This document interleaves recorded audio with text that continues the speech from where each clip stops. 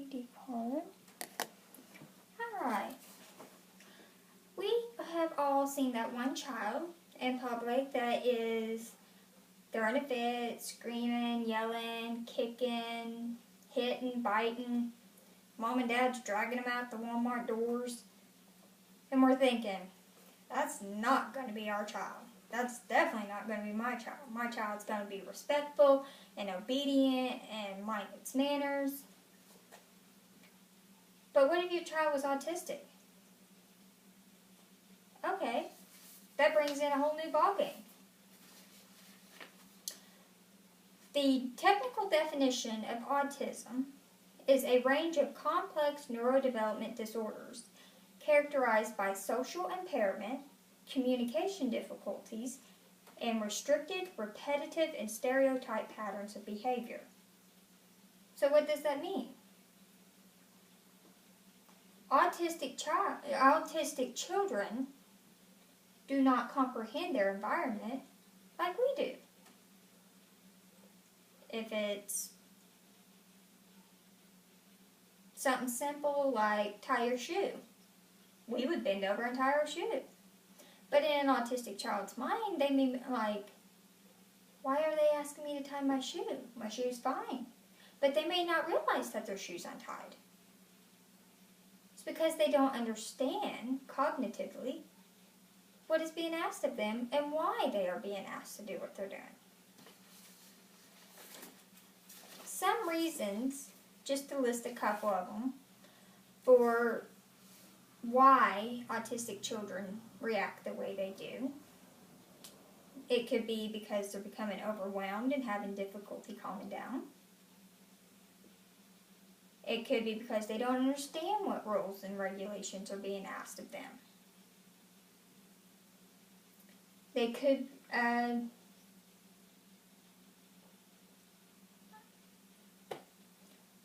be asked to quit washing their hands so many times, but that may be a routine that they're used to. Just to name a couple of them. They may not like the sounds that are in their environment. They may not like the tone of voice that you're using. You may not realize that you're using a tone with them, but they may think you are. It's because they don't understand. We are going to talk about why autistic children react or overreact to some people's state in an environment that you and I would think there's no need in that. The first thing we're going to talk about is overstimulation. We go, overstimulation, well, that's stress. Well, in our world, yes, that's stress. To us, stress may be having to get up, cook breakfast, go to work, get the kids to school on time, stop at the grocery store, just in time to come back and get the kids to run them to ball practice. Oh, and your daughter has ballet practice at the same time that your son has ball practice. And then by 7 o'clock in the evening, you're getting home, you still got supper to do, homework, cook dinner, and then get everything prepped for the next day. That may be kind of stressful to us. That's a lot to do in a day. But for an autistic child, it could be as simple as the train going by.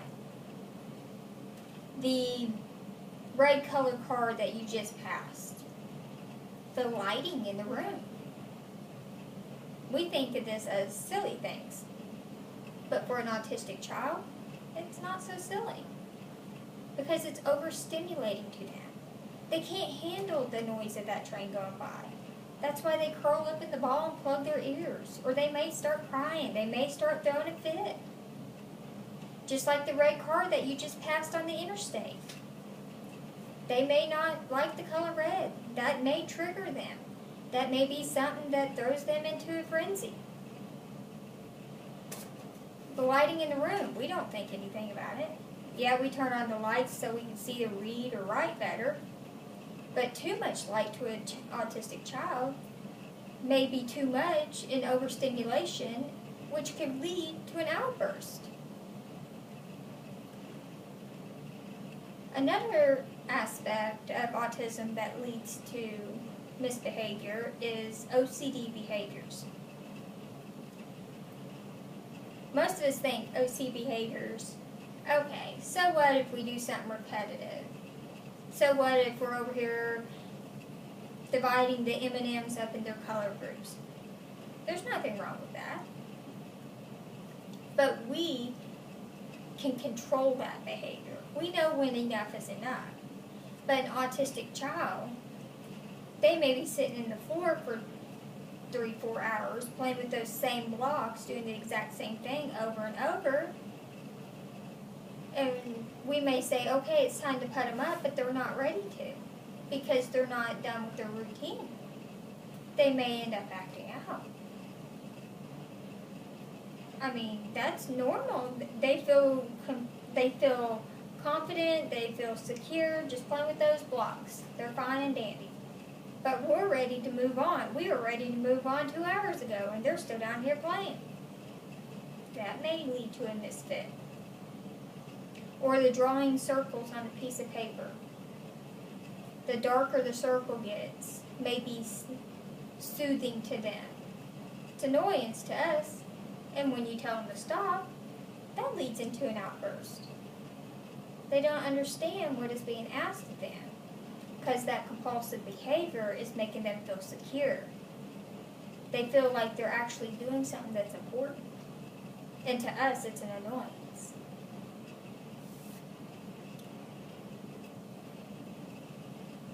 The third thing that I'm going to, the third thing that I'm going to talk about is a autistic child not understanding what is being asked of them.